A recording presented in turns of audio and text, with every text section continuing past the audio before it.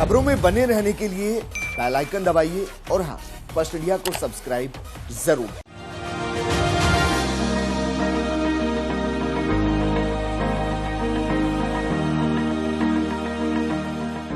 नमस्कार, आपके साथ में विजेंद्र सोलंकी।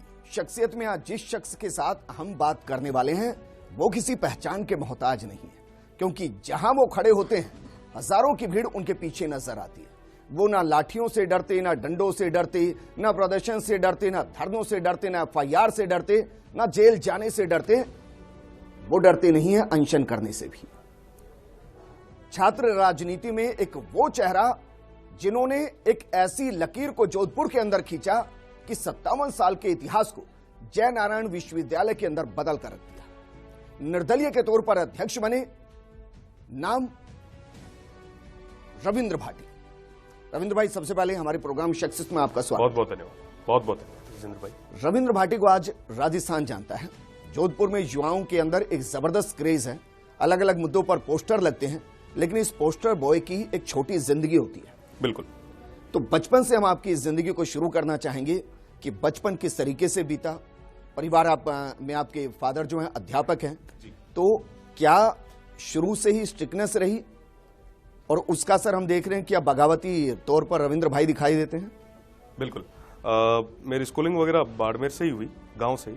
और जैसा आपने फरमाया कि मेरे पिताजी अध्यापक थे, तो स्ट्रिक्टनेस तो थी और स्ट्रिक्टनेस भी नेक्स्ट लेवल तक थी, और उनकी बदौलत ही मैं आज आपके बीच में यहाँ हूँ।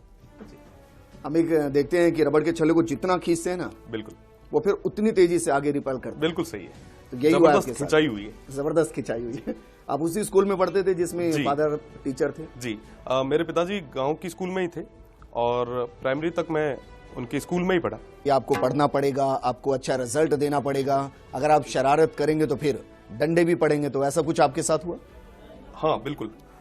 अमूमन क्या होता था कि अगर एक मैसेज जो देना था दूसरे स्टूडेंट्स को, अगर कोई वो ज्यादा परेशान करते थे या शरारत ज्यादा करते थे, तो मारपीट में या पिटाई में सबसे पहला नंबर मेरा लगता था। अच्छा, गलती चाहे किसी की हो, कुटेगा रविंद्र भाटी।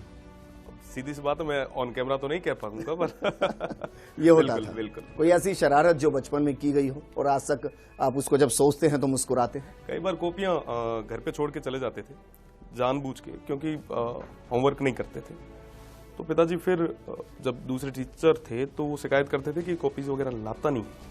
तो फिर पिताजी उनके सामने एक बार मेरी जो धुनाई हुई थी वो आज तक मुझे याद है, और आंखों के आगे जब वो आ जाता है तो रूह आज तक कांपती है। चलो, लेकिन अब दौर बदल रहा है, क्योंकि अब अगर आप किसी को डांट भी देते हैं तो फिर पेरेंट्स जाकर बोलते हैं कि हमारे बच्चे को मत डांटिए। हालांकि फिर वो रविंद्र भाटी भी नहीं बन पाते। लेकिन आप राजस्थान के अलग अलग हिस्से में पढ़ाई की आपने।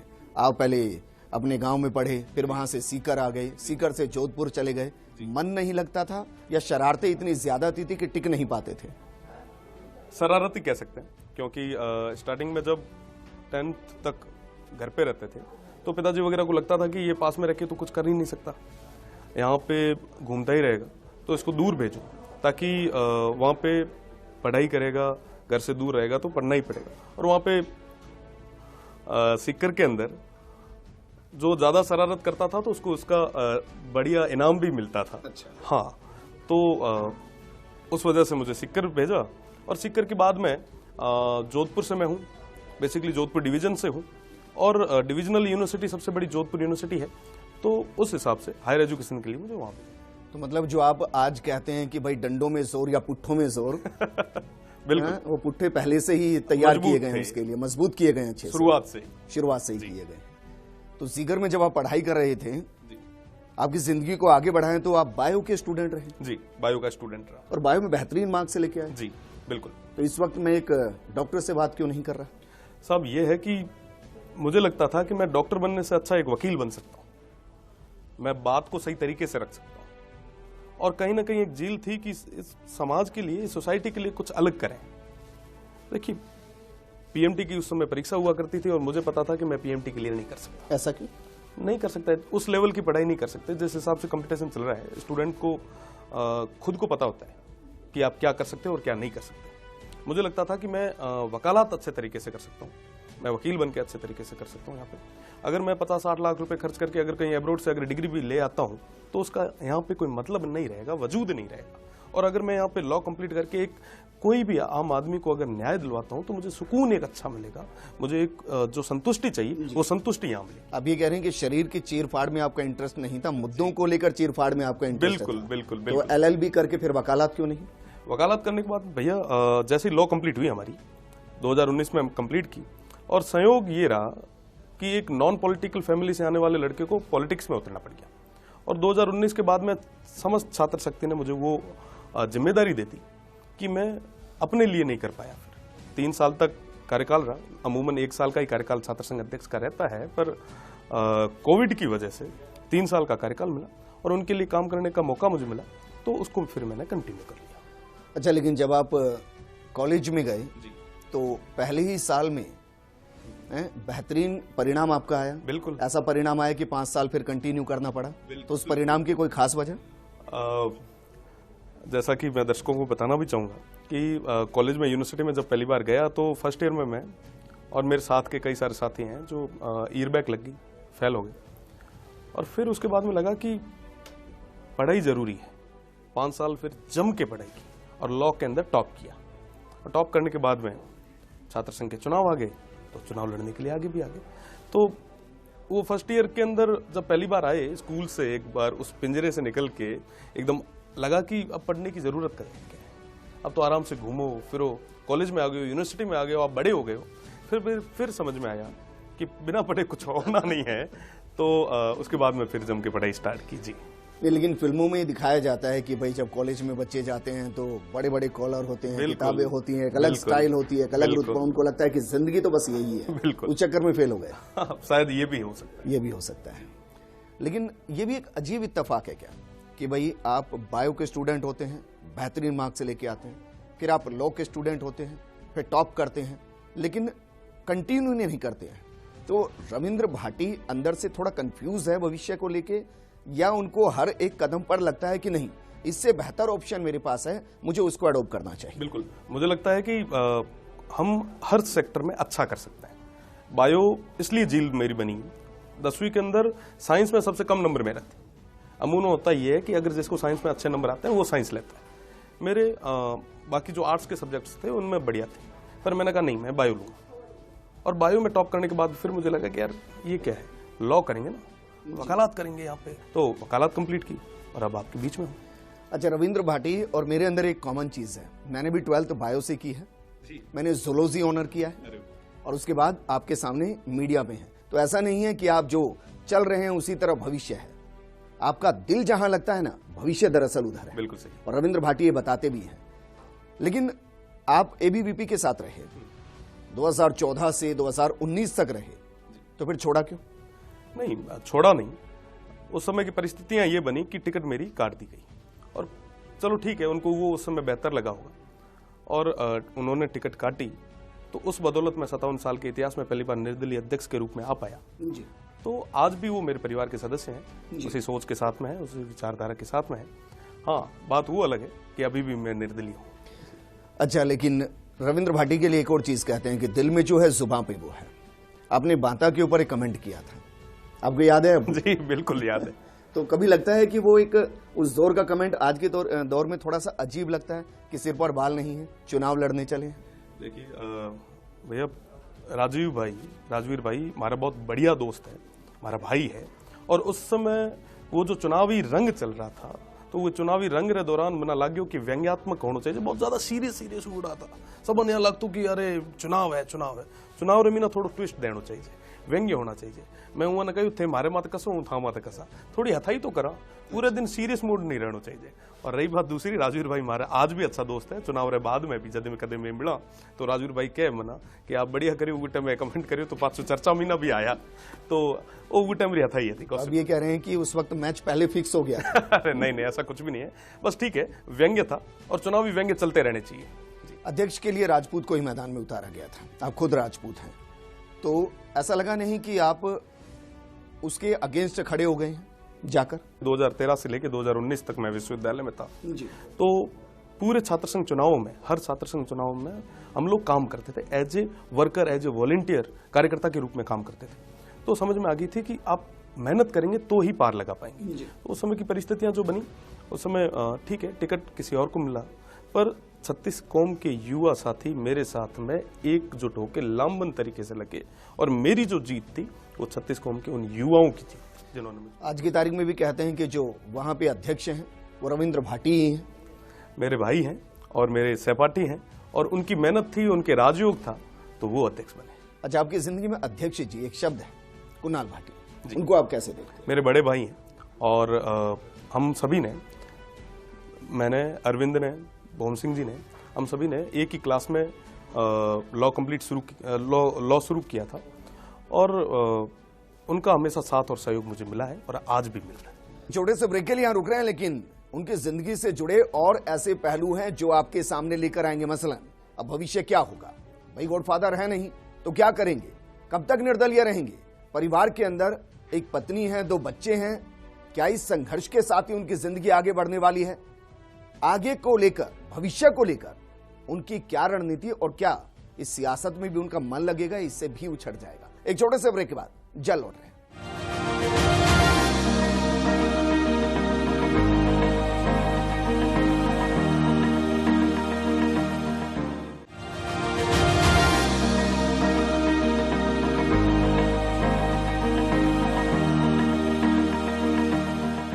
ब्रेक के बाद आपका स्वागत है। हमारे साथ शख्सियत में आज बेहद खास मेहमान मौजूद है। हमारे साथ रविंद्र भाटी जी हैं। रविंद्र जी, आपकी पूरी जिंदगी के एक पहलू को हमने समझने की कोशिश की, लेकिन अब दूसरे पहलू पर आते हैं, क्योंकि जिंदगी के 3 शब्द होते हैं जिसको अंग्रेजी में हम PPP भी कहते हैं। हालांकि इसमें पब्लिक प्राइवेट पार्टनरशिप होती है जो उद्योग में चलती है। आपकी जिंदगी में है प्रवेश, परीक्षा और परिणाम, ये 3 शब्द हैं।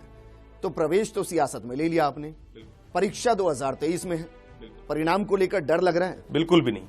मुझे पता है कि मेरे युवा साथी, मेरे सभी भाई एकजुट होकर मजबूती के साथ में मेरे साथ खड़े हैं, और जब ऐसे मजबूत भाई हो तो परिणाम की कभी चिंता नहीं करनी चाहिए। अच्छा, एग्जामिनेशन सेंटर कौन सा तय किया है आपने? एग्जामिनेशन सेंटर आने वाले समय में पता चल जाएगा। वैसे मेरा गांव शिव विधानसभा में है, तो मैं वहां ज्यादा प्रीफर करता हूँ। परिवार के बारे में थोड़ी बात करते हैं। वाइफ को डर लगता है, क्योंकि कभी आप अनशन पर होते हैं, कभी आप डंडे खा रहे होते हैं, कभी FIR लगवा रहे होते हैं, अब 2 प्यारे प्यारे बच्चे भी हैं आपके, तो वो कभी कहती हैं कि कम से कम अपने बारे में नहीं, इनके बारे में तो सोचिए। कभी कभी नहीं, रोज कहते हैं, और सिर्फ वाइफ ही नहीं, पूरा परिवार कहता है। पर अगर आपने ये सार्वजनिक जीवन में और राजनीतिक जीवन में अगर प्रवेश कर लिया है, तो फिर आपको ये सब करना पड़ेगा, मेहनत करनी पड़ेगी, रिजल्ट ओरिएंटेड रहना पड़ेगा। जैसा आपने पहले बताया कि परिणाम, तो लोगों को परिणाम देना पड़ेगा, और उसके लिए आपको मेहनत करनी पड़ेगी। जब तक आपका कोई गॉडफादर नहीं हो, जब तक आपके साथ कोई पॉलिटिकल पार्टी नहीं हो, आपको मेहनत करनी पड़ेगी, प्रयास करने पड़ेंगे, और मैं प्रयास कर रहा हूँ। अच्छा, आज की तारीख में ज्यादा डर किससे लगता है, फादर से या पत्नी से? फादर से। आज भी फादर से डर लगता है जी। वो समझाते हैं कि राह सही है या गलत है, कुछ कहते हैं? वो कहते हैं जो भी करो बढ़िया ईमानदारी से करो, जो होगा अच्छा होगा। आपने बहुत से आंदोलन किए हैं, कोई एक ऐसा आंदोलन जिसके बाद रविंद्र भाटी को लगा हो कि नहीं, अब आंदोलन ही एकमात्र जरिया है? क्योंकि आप तो ये भी कहते हैं कि बहरों को सुनाने के लिए धमाकों की जरूरत होती है, तो ये तो बगावती सुर है जी। तो क्या रविंद्र भाटी बगावती सुर के साथ सियासत कर रहे हैं? काम होना जरूरी है, जनता की आवाज को बुलंद करना जरूरी है। मैं जनता की आवाज को बुलंद कर रहा हूं, उसके लिए अगर बगावत करनी पड़ेगी तो करेंगे। युवा हैं, और अगर आज की तारीख में भी अगर युवा भी अगर कहीं बिछ के बैठ जाएंगे ना, तो खत्म हो जाएगा ये सिस्टम। और आने वाले समय के अंदर लगभग जितने भी युवा है वो सारे मुख्य धारा में आएंगे, और अभी से अगर उनको आदत बिछने की लग गई तो वो जनता की सेवा कैसे करेंगे? तो काम करना पड़ेगा, और अगर बगावत करके ही करनी है तो बगावत करके भी कर लेंगे। आइडियोलॉजी किससे मैच करती है, बीजेपी से या कांग्रेस से? आइडियोलॉजी मेरी स्वामी विवेकानंद जी से करती है। लेकिन बहरों को सुनाने के लिए धमाकों की जरूरत है, ये तो शहीद आजम भगत सिंह ने कहा था, विवेकानंद जी तो ऐसा कहते ही नहीं। जी, भगत सिंह जी तो हर एक युवा के दिल में बसते हैं। और ये जो धमाके हैं, जो थोड़ी देर पहले हम जिस पे चर्चा कर रहे थे, आंदोलन की चर्चा कर रहे थे, तो वो आंदोलन कहीं ना कहीं भगत सिंह जी को देख के ही मन में आते हैं। तो भगत सिंह जी तो एक दिल के अंदर एक अलग कोना रखते ही।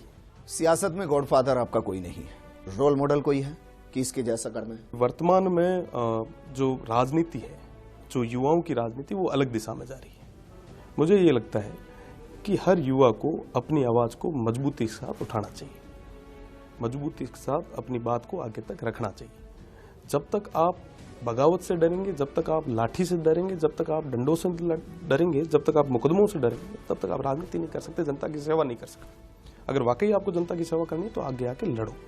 और कई सारे लोग हैं वर्तमान मुख्यधारा की राजनीति में जिन्होंने मेहनत करके, प्रयास करके, संघर्ष करके अपना एक स्थान पाया है, तो आप उनको देख के आगे तक बढ़ सकते हैं। आप बड़ा कंट्रोवर्शियल बयान दे रहे हैं, मैं इसलिए कह रहा हूं क्योंकि लाठी, डंडे, FIR ये सब उन पर लगते हैं जो कानून का पालन नहीं करते हैं। तो आप ये कह रहे हैं कि कानून का पालन करते हुए कोई भी आंदोलन खड़ा नहीं किया जा सकता, मांगों को मनवाया नहीं जा सकता इस लोकतंत्र में? देखिए, मैं आज तक जितने भी आंदोलन हुए उसके अंदर रहा और प्रदेश की सरकार ने हर जगह सही आंदोलन को, चलते हुए आंदोलन को दबाने का एक प्रयास किया। और जब आप सरकार के खिलाफ बोलेंगे, जब आप जनता के हक की बात को आगे तक ले जाएंगे, तो आपको इन सब चीज़ों का सामना करना पड़ेगा, चाहे आप सही हो चाहे गलत हो। कई बार मैं भी जेल गया, मुकदमे भी हुए, लाठियां भी बरसाई। वो मांगे मेरी मांगे नहीं थी, वो मांगे उन तमाम विद्यार्थियों की थी, उन तमाम युवाओं की थी, तमाम उन जनता की थी। और उन सब मांगों के लिए हम जब आगे आते हैं तो हमें लाठियां पड़ती हैं। लाठियां क्यों? क्योंकि कहीं ना कहीं प्रदेश की सरकारों को और बड़े बड़े लोगों को लगता है कि ये हमारी जमीन को खोस लेंगे। तो जाहिर सी बात है, अगर आप आंदोलन करेंगे, आप अगर प्रदर्शन करेंगे, अगर सरकार के खिलाफ बोलेंगे, तो इन सब चीजों का सामना करना पड़ेगा। अच्छा, आप कुलपति से भी टकराते हैं, कभी ये डर पैदा नहीं हुआ कि आपके चक्कर में या तो आप खुद रेस्टिकेट हो जाएंगे या 4 लड़के जो पीछे खड़े हो रेस्टिकेट हो जाएंगे? हुए, रेस्टिकेट भी हुए, पर साहब यहाँ है महारागन कोई लाल बत्ती को नहीं जो खोस ले। मैंने हुआ स्टूडेंट्स जीता हुए और जई 1 साल रो कार्यकाल मारो निकलियो, उरे बाद में मारे माथे एक लाल कलर स्याही में ना लिखियो, मैंने एक लेटर भेजो कि आपने मैं बर्खास्त करा, आप सारा कार्यकाल, आप सारा पावर लिया। मैं उन कही मैं कुछ थाना लाल बत्ती थाना सुपुर्द करा, मैं तो काम करूँगा स्टूडेंट्स रे वास्ते, मैं ना था हुए वो कह जो लाल बत्ती की जरूरत को नहीं है, तो रेस्टिकेट होना पड़े तो हो। हाँ, माना बिठाया क्या है, वो स्टूडेंट्स तो बिठाया है, वहाँ युवाओं तो बिठाया है। और अगर उमर वास्ते अगर ये सीट मत बैठ बाद में भी काम नहीं कर पा, तो अगर बैठा उड़ा ही रेस्टिकेट जेड़ा यहाँ कोई घणो फर्क। यूनिवर्सिटी से तो 2019 में पास आउट हो गए हैं, 19 के बाद में भी आज तक विश्वविद्यालय का विद्यार्थी तो रेस्टिकेट होने के बाद में आपको लगता है कि यूनिवर्सिटी के बाहर आपकी सियासत नहीं है, जितनी पावर है वो अंदर से ही गेन हो? बिल्कुल भी नहीं। मैं आपको बताऊं कि यूनिवर्सिटी के बाहर भी युवाओं ना लेर कई सारे एड़े चीज़ें हैं जिकर कारण वास्ते महासभा ना आगे आना चाहिए और उरे वास्ते में प्रयासरत था। विश्वविद्यालय में ना छात्र राजनीति में ये छात्र संघ चुनाव रे बाद में म्याड़ो संन्यास लियोड़ो है और मैं ये चाहवा कि जो हमारा आने वाला स्टूडेंट है, छोटा भाई है, वो आर छात्र राजनीति ना टेक ओवर करे, नया लोगों ना जगह मिले और नया लोगों जगह जदे मिले जदे मैं सब जगह छोड़ आगे बढ़ा। आपके बारे में और भी कंफ्यूजन है, आपके बारे में कंफ्यूजन है कि आप शेखावत जी के साथ हैं, आपके बारे में कंफ्यूजन है कि आप कांग्रेस में भी जा सकते हैं, आपके बारे में कंफ्यूजन है कि आप हनुमान बेनीवाल के साथ भी जा सकते हैं। अच्छा, आपके बारे में कंफ्यूजन ये भी है कि आप राजस्थानी भाषा को लेकर जो आंदोलन चला रहे हैं उसमें सक्रिय भूमिका निभा सकते हैं। तो इतनी कंफ्यूजन बचपन से लेकर अभी तक आपके लिए क्यों है? कंफ्यूजन जनता ने है, माना को नहीं है। हमारा जो विचार है, हमारी जो सोच है, हमारी एकदम स्ट्रेट फॉरवर्ड है। और रही बात दूसरी राजस्थानी भाषा रही, तो राजस्थानी भाषा आज हम पे बात भी कर रहे हैं तो राजस्थानी में कर रहे हैं और ये हमारो हक है, हमारो अधिकार है। और जो मांग आजादी पहलू शुरू हुई है आज तक चलती आ रही है, शायद हो ना हो के थी अपने जितना भी साथी हैं अपने हाथ में ना ईज पूरी हो रही है। तो मैंने पूरी आशा और विश्वास है जो कैसा मैंने ये मांग ना आगे तक आप सब बढ़ा रहे हैं, जो कैसा मैं ये माते काम कर रहा हूँ। वाकई राजस्थानी भाषा ना मान्यता मिल है और आप ये ना पार रहे हैं। लेकिन इस मांग को लेकर तो कोई धरना प्रदर्शन नहीं, कोई डंडे नहीं, कोई लाठी नहीं, कोई संसद घेराव नहीं, ऐसा क्यों? गोविंद देव जी ना मां ज्ञापन दिनो क्योंकि ये प्रदेश सरकार है जो आंख माथे पट्टी कान रमीना अंगलियां घाल रही बैठी और जय में वो ज्ञापन देर बाहर निकलिया, भगवान गोविंद देव जी साक्षात परचो दिनो और महेश जी जोशीवाना बठे मिल गया। तो उसी टाइम घेराव ये काम तो केंद्र से होना है, राजस्थान से नहीं। राजस्थान को जितनी जिम्मेदारी निभानी थी विधानसभा से निभा के भेज चुके हैं। मैं बताऊं आपने साहब कि केंद्र में को नहीं, प्रदेश सरकार अगर चाहे तो अनुच्छेद 345 के तहत वही भाषा ना मान्यता आप स्टेट में ना दे सके। अब ये वकील बोल रहे हैं जो आप और झारखंड में ना 17 भाषा ना अगर मान्यता दी जा सके। तो राजस्थानी ना राजस्थान में को नहीं, आप सोचो कि अच्छा, ये कह रहे हैं कि पहले कम से कम राज्य स्तरीय मांग तो हो, राज्य स्तरीय भाषा तो घोषित हो। बिल्कुल आप घोषित करो, वीर बाद में अगर केंद्र सरकार अगर वीर डिनाय करे तो वीर वास्ते आप सब एक बार पाछो केंद्र रो भी विरोध करा, कोई दिक्कत को नहीं है। और आप जब तक आप खुद रे स्टेट रे मीना लागू नहीं करो तो केंद्र क्यों करे जी। तो गॉडफादर बनाने का इरादा है किसी को या नहीं है? अब बार तक काम करा जनता रो, जनता गॉडफादर है और जनता जहाँ तय करे वहां में करा। निर्दलीय लड़ोगे? अच्छा लाठा मजबूत है, की दिक्कत है? और अगर कोई कहे कि नहीं हम टिकट देते हैं तो? जनता तय करे और वो टाइम रो परिस्थितियां और काल तय करे। फादर कभी ये कहते हैं कि अभी भी वक्त है, चलो छोड़ दो, सियासत छोड़ दो, कोई कारोबार ही कर लो? पिताजी तो मैंने हमेशा यही कहो कि मेहनत कर, प्रयास कर, कई सारे तकलीफा है पर डट मुकाबलो करो। जिके टाइम भी ना कोई समस्या आवे तो वो टाइम सोच लिया कि भगवान थारी परीक्षा ले रहे हो और ये परीक्षा में अगर पास हो गया तो थे पक्का मेरिट में। कभी कोशिश की है कि जो आपके खिलाफ मुकदमे दर्ज हुए हैं उनको वापस करा लिया जाए? क्यों कराना है, मेडल है, कठ जावा तो कह तो सका कि भैया 18 मुकदमा लिया थार वास्ते और लाठा लड़े जब मुकदमा हुआ है, घरे सुतोड़े ना तो कोई मुकदमा दर्ज कौन करेगा। लेकिन आपको ये भी तो पता है ना कि सियासत में वो मुकदमे बड़े भारी पड़ते हैं। कारण ये है कि हो सकता है कि आप जब मैदान में उतरने का वक्त हो उस दौरान आपकी हिस्ट्री शीट खुल जाए और आप जेल में हो। देखिए सर, वकीला कोर्ट में खड़ा हो और खुद रे वास्ते भी लड़ सका, जब दूसर वास्ते लड़ा तो और निपटा दे। हाँ वो कोई आप जिसकी जगह निर्दोष हो उस जगह आपने डरने की जरूरत को नहीं है। और जेल रे मीना भी अगर यहाँ भेजने की बातें करें तो जेल मनखर वास्ते है, मनखी तो है मैं लड़ा और लड़े आगे, पहले भी जेल गया आगे भी जाता रहा, कोई दिक्कत। आपके लिए रिश्तों की परिभाषा क्या है? उसके अंदर कोई साजिश और षड्यंत्र नहीं होता, जिससे रिश्ता है उससे है और उसको आप पब्लिकली भी कहो कि बिल्कुल है। तो मानकर चले सियासत में आपका किसी से कोई रिश्ता नहीं होगा, क्योंकि सियासत में साजिश भी होती है और षड्यंत्र भी होते हैं। होगी रिश्ता जब बन जावे तो वही जगह पर साजिश और षड्यंत्र को नहीं है, और जिकी जगह साजिश और षड्यंत्र है वो जगह रिश्ता को नहीं, राजनीति है। इस वक्त आपको पूरे राजस्थान में कोई दिख रहा है जिसमें आपको रविंद्र भाटी की झलक दिखती हो कि हाँ ये नेता मेरे जैसा है?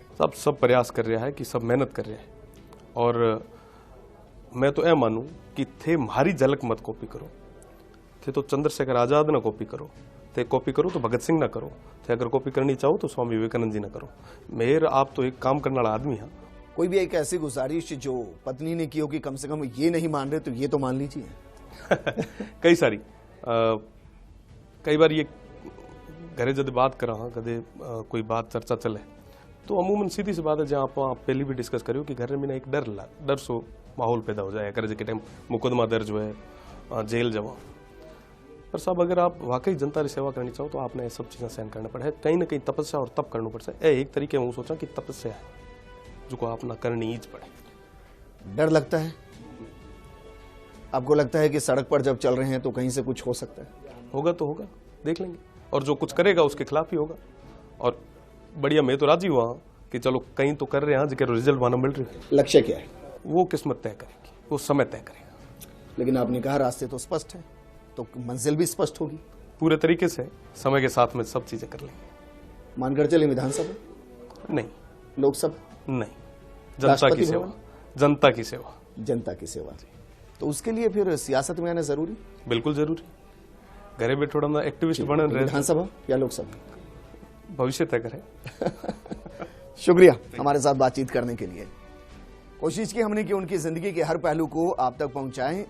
निजी जिंदगी होती है, उसके ज्यादा पहलुओं को हम खुद भी नहीं चाहते कि खंगालें, लेकिन जिस तरीके से संघर्ष वो करते हैं, मुस्कुराहट के साथ संघर्ष क्या करते हैं, और जो उनकी टैगलाइन है कि देख लेते हैं कि दम लठ में ज्यादा है पुठ में ज्यादा है, तो अभी तक तो वही जीतते आए हैं। उम्मीद करेंगे कि जिस तरीके से वो जनता के लिए काम कर रहे हैं उस बीच उनका ये नजरिया भी ना बदले, और जिस तरीके से मांगों को उठा रहे हैं वो मांग कानून के दायरे में रहकर रहे, क्योंकि कानून तोड़कर बगावत होती है और बगावत के साथ सियासत बड़ी लंबी नहीं चलती है। नमस्कार।